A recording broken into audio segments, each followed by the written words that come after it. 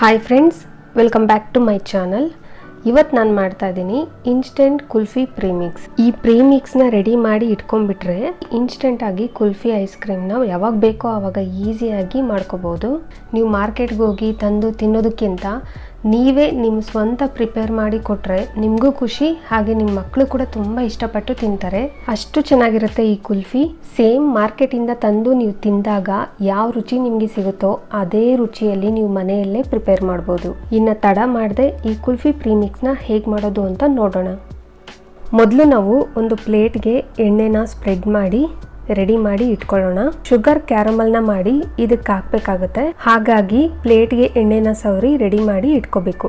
ಈಗ ಪ್ಯಾನ್ನ ಸ್ಟವ್ ಮೇಲೆ ಇಟ್ಟು ಅದರಲ್ಲಿ 1 ಕಪ್ ಶುಗರ್ನ ಹಾಕ್ಕೊಳ್ಳಿ. ಸಕ್ಕರೆನ ಹಾಕಿದ್ಮೇಲೆ ಫ್ಲೇಮ್ನ ಮೀಡಿಯಂ ಫ್ಲೇಮ್ಗೆ ಇಟ್ಕೊಂಡು 1 ನಿಮಿಷ ಹಾಗೆ ಬಿಡಬೇಕು. ಅದನ್ನು ಮಿಕ್ಸ್ ಮಾಡೋದಕ್ಕೆ ಹೋಗಬೇಡಿ. ಈ ರೀತಿ ಲೈಟಾಗಿ ಸ್ಪ್ರೆಡ್ ಮಾಡಿ 1 ನಿಮಿಷ ಹಾಗೆ ಬಿಟ್ಟರೆ ನೋಡಿ ಈ ರೀತಿ ಕಲರ್ ಚೇಂಜ್ ಆಗುತ್ತೆ. ಆಗ ನೀವು ಮಿಕ್ಸ್ ಮಾಡ್ತಾ ಇದನ್ನು ಕರಗಿಸ್ಕೋಬೇಕು.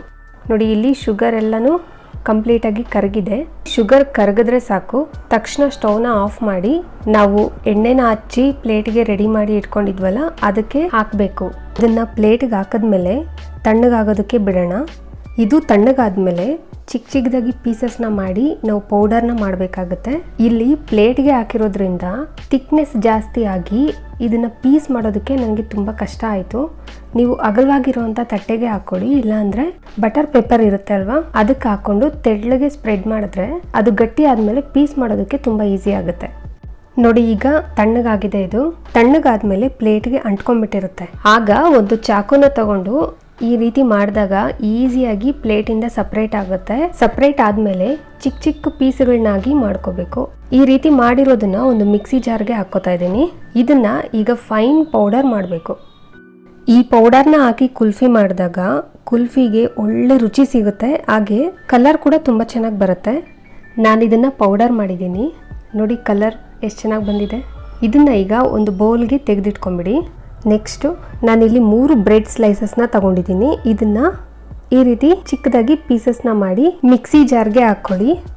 ಈಗ ಇದನ್ನು ಪೌಡರ್ ಮಾಡ್ಕೋಬೇಕು. ಪೌಡರ್ ಮಾಡಿದ್ಮೇಲೆ ಸ್ಟವ್ ಮೇಲೆ ಒಂದು ಪ್ಯಾನ್ನ ಇಟ್ಕೊಳ್ಳಿ. ಅದರಲ್ಲಿ ಪೌಡರ್ ಮಾಡಿರೋ ಬ್ರೆಡ್ ಕ್ರಮ್ಸ್ನ ಹಾಕ್ಕೊಂಡು ಲೋ ಫ್ಲೇಮಲ್ಲಿ ಲೈಟಾಗಿ ಕಲರ್ ಚೇಂಜ್ ಆಗೋವರೆಗೂ ಇದನ್ನು ಹುರ್ಕೋಬೇಕು. ನೋಡಿ ಇದು ಚೆನ್ನಾಗಿ ರೋಸ್ಟ್ ಆಗಿ ಕಲರ್ ಸ್ವಲ್ಪ ಚೇಂಜ್ ಆಗಿದೆ. ಸ್ಟವ್ನ ಆಫ್ ಮಾಡಿ ಒಂದು ಬೌಲ್ಗೆ ತೆಗೆದಿಟ್ಕೊಂಬಿಡಿ. ಸ್ವಲ್ಪ ತಣ್ಣಗಾಗುತ್ತಿದ್ದು. ಈಗ ಕುಲ್ಫಿ ಪ್ರೀಮಿಕ್ಸ್ನ ಮಾಡ್ಕೊಳ್ಳೋಣ. ಅದಕ್ಕೆ ನಾನು ಒಂದು ದೊಡ್ಡದು ಬೌಲ್ನ ತೊಗೊಂಡಿದ್ದೀನಿ. ಅದರಲ್ಲಿ 2 ಕಪ್ಪು ಮಿಲ್ಕ್ ಪೌಡರ್ನ ತಗೋಬೇಕು. ಹಾಗೆ ನಾವು ಶುಗರ್ ಪೌಡರ್ ಮಾಡಿ ಇಟ್ಕೊಂಡಿದ್ವಲ್ಲ ಅದನ್ನು ಹಾಕ್ಕೊಳ್ಳಿ. ಶುಗರ್ ಪೌಡರ್ ಹಾಕಿದ್ಮೇಲೆ ನಾವು ರೋಸ್ಟ್ ಮಾಡಿ ಇಟ್ಕೊಂಡಿದ್ವಲ್ಲ ಬ್ರೆಡ್ ಕ್ರಮ್ಸ್ನ ಅದನ್ನು ಕೂಡ ಹಾಕ್ಕೊಳ್ಳಿ. ಹಾಗೆ 1 ಟೇಬಲ್ ಸ್ಪೂನಷ್ಟು ವೆನಿಲಾ ಕಸ್ಟರ್ಡ್ ಪೌಡರ್ನ ಹಾಕೋತಾ ಇದ್ದೀನಿ. 1 ಟೇಬಲ್ ಸ್ಪೂನಷ್ಟು ಕಾರ್ನ್ ಫ್ಲೋರ್ನ ಹಾಕೋತಾ ಇದ್ದೀನಿ. ನಿಮಗೆ ವೆನಿಲಾ ಕಸ್ಟರ್ಡ್ ಪೌಡರ್ ಇಲ್ಲ ಅಂತಂದರೆ ಕಾರ್ನ್ ಫ್ಲೋರ್ನೇ 1 ಟೇಬಲ್ ಸ್ಪೂನಷ್ಟು ಎಕ್ಸ್ಟ್ರಾ ಹಾಕೋಬೋದು. ಹಾಗೆ ಇದಕ್ಕೆ ನಾನು ಏಲಕ್ಕಿ ಪುಡಿ, ಕೇಸರಿ ದಳ, ಡ್ರೈ ಫ್ರೂಟ್ಸ್ನ ಕೂಡ ಸೇರಿಸಿದ್ದೀನಿ. ಡ್ರೈ ಫ್ರೂಟ್ಸ್ನ ಸಣ್ಣದಾಗಿ ಕಟ್ ಮಾಡಿ ಹಾಕ್ಕೊಳ್ಳಿ. ನಿಮಗೆ ಇಷ್ಟ ಆಗಿರುವಂಥ ಡ್ರೈ ಫ್ರೂಟ್ಸ್ನ ಕಟ್ ಮಾಡಿ ಹಾಕೋಬಹುದು. ನೋಡಿದ್ರಲ್ವ ಎಷ್ಟು ಚೆನ್ನಾಗಿ ಕುಲ್ಫಿ ಪ್ರೀಮಿಕ್ಸ್ ರೆಡಿ ಆಯಿತು ಅಂತ. ಇದನ್ನು ನೀವು ಏರ್ಟೈಟ್ ಕಂಟೈನರಲ್ಲಿ ಸ್ಟೋರ್ ಮಾಡಿ ಇಟ್ಟರೆ 6 ತಿಂಗಳವರೆಗೂ ನಿಮಗೆ ಯಾವಾಗ ಬೇಕೋ ಆವಾಗ ಐಸ್ ಕ್ರೀಮ್ನ ಪ್ರಿಪೇರ್ ಮಾಡ್ಕೋಬೋದು. ಚೆನ್ನಾಗಿ ಮಿಕ್ಸ್ ಮಾಡ್ಕೊಳ್ಳಿ ಇದನ್ನು. ಈಗ ಈ ಪ್ರೀಮಿಕ್ಸ್ನ ಉಪಯೋಗಿಸಿ ಕುಲ್ಫಿ ಐಸ್ ಕ್ರೀಮ್ನ ಹೇಗೆ ಮಾಡೋದು ಅಂತ ನೋಡೋಣ. ಒಂದು ಪಾತ್ರೆಗೆ 2 ಕಪ್ಪು ಹಾಲನ್ನು ಹಾಕ್ಕೊಳ್ಳಿ. ಇಲ್ಲಿ ನಾನು ನಾರ್ಮಲ್ ಹಾಲನ್ನೇ ಯೂಸ್ ಮಾಡಿದ್ದೀನಿ. ನಿಮ್ಮ ಹತ್ರ ಫುಲ್ ಕ್ರೀಮ್ ಮಿಲ್ಕ್ ಇತ್ತು ಅಂದರೆ ಇದ್ರ ಬದಲು ಅದನ್ನು ಹಾಕ್ಕೊಂಡು ಕೂಡ ನೀವು ಈ ರೆಸಿಪಿನ ಮಾಡ್ಬೋದು. ಹಾಗೆ 1 ಕಪ್ಪು ಪ್ರೀಮಿಕ್ಸ್ನ ತಗೊಂಡಿದ್ದೀನಿ. ಇಲ್ಲಿ 2 ಕಪ್ ಹಾಲಿಗೆ 1 ಕಪ್ಪು ಪ್ರೀಮಿಕ್ಸ್ನ ತಗೋಬೇಕು. ಈಗ ಅದನ್ನು ಚೆನ್ನಾಗಿ ಮಿಕ್ಸ್ ಮಾಡ್ಕೋಬೇಕು. ಎಲ್ಲೂ ಗಂಟಿರಬಾರ್ದು, ಆ ರೀತಿ ಚೆನ್ನಾಗಿ ಮಿಕ್ಸ್ ಮಾಡ್ಕೊಳ್ಳಿ. ನೋಡಿ ಚೆನ್ನಾಗಿ ಮಿಕ್ಸ್ ಆಗಿದೆ. ಈಗ ಇದನ್ನು ಸ್ಟವ್ ಮೇಲೆ ಇಟ್ಟು ಇದು ಸ್ವಲ್ಪ ಗಟ್ಟಿ ಆಗೋವರೆಗೂ ಚೆನ್ನಾಗಿ ಕುದಿಸ್ಬೇಕು. ಮಿಕ್ಸ್ ಮಾಡ್ತಾ ಇದನ್ನು ಚೆನ್ನಾಗಿ ಕುದಿಸ್ಕೊಳ್ಳಿ. 5 ನಿಮಿಷದವರೆಗೂ ಲೋ ಫ್ಲೇಮಲ್ಲಿ ಕಲಿಸ್ತಾ ಇದ್ರೆ ಹಾಲು ಅನ್ನೋದು ಸ್ವಲ್ಪ ಗಟ್ಟಿ ಆಗುತ್ತೆ. ಲೈಟಾಗಿ ಇದು ಗಟ್ಟಿ ಆದರೆ ಸಾಕು. ಈಗ ನೋಡಿ ಕನ್ಸಿಸ್ಟೆನ್ಸಿನ ತೋರಿಸ್ತಾ ಇದ್ದೀನಿ. ಈ ರೀತಿ ಇರಬೇಕು. ಈ ರೀತಿ ಇದ್ರೆ ಸಾಕು, ಜಾಸ್ತಿ ಕುದಿಸೋದಕ್ಕೆ ಹೋಗಬೇಡಿ. ಈಗ ಇದು ರೆಡಿ ಆಗಿದೆ. ಈಗ ಸ್ಟವ್ನ ಆಫ್ ಮಾಡಿ ಕೆಳಗಿಳಿಸ್ಕೊಂಡ್ಬಿಡೋಣ. ಈ ಕುಲ್ಫಿ ಹಾಲು ಪೂರ್ತಿಯಾಗಿ ತಣ್ಣಗಾಗೋವರೆಗೂ ಮೇಲೆ ಕೆನೆ ಕಟ್ಟದಿರಾ ಕಲಿಸ್ತಾ ಇದನ್ನ ತಣ್ಣಗೆ ಮಾಡ್ಕೋಬೇಕು. ನಾವು ಕಲಿಸ್ದೆ ಹಾಗೆ ಬಿಟ್ಟರೆ ಗಟ್ಟಿಯಾಗಿ ಕೆನೆ ಕಟ್ಬಿಡುತ್ತೆ. ಸೊ ಕಲಿಸ್ತಾ ತಣ್ಣಗೆ ಮಾಡ್ಕೊಳ್ಳಿ.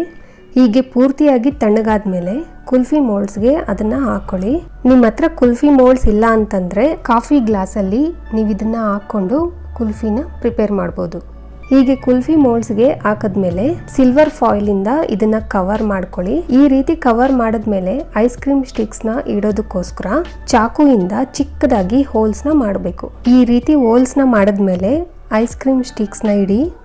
ಈಗ ಇದನ್ನ ಫ್ರೀಸರಲ್ಲಿ 5ರಿಂದ 6 ಗಂಟೆಗಳ ಕಾಲ ಹೈ ಟೆಂಪರೇಚರಲ್ಲಿ ಇಟ್ಟು ಮಾಡಿಕೊಂಡ್ರೆ ಐಸ್ ಕ್ರೀಮ್ ಅನ್ನೋದು ಪ್ರಿಪೇರ್ ಆಗೋಗುತ್ತೆ. 5 ಗಂಟೆ ಆದಮೇಲೆ ಕುಲ್ಫಿ ಅನ್ನೋದು ಸೆಟ್ ಆಗೋಗಿದೆ.